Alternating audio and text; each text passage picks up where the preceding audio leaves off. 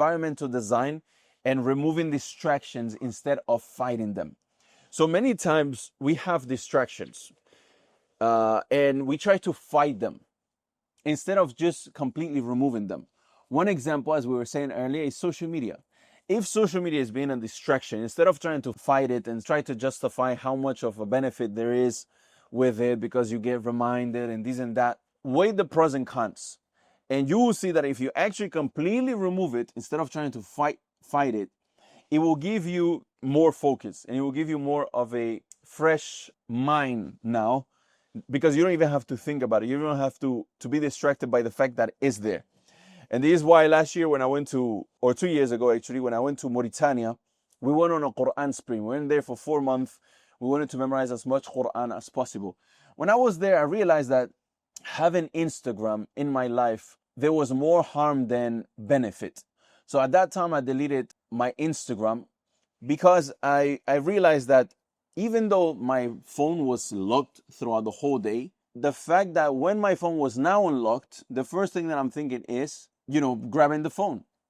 Instead of now that I'm done with the heavy lifting throughout the day of memorizing, for example, or revising, now I might want to chill and just read tafsir.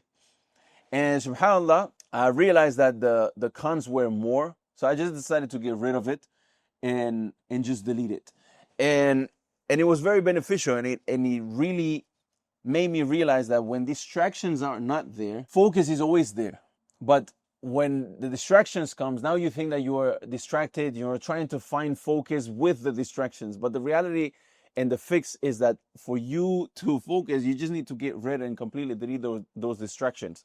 And this happened to me many times in my life, or I would say 2 main significant and clear times.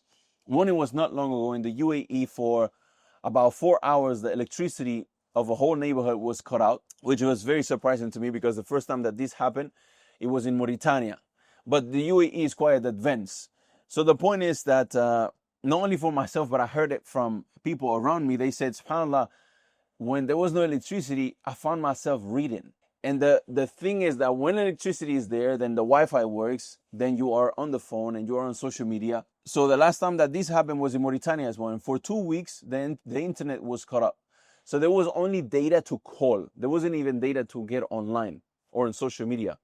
And in those 2 weeks, I did something that I was procrastinating to do for, I think, about 11 months.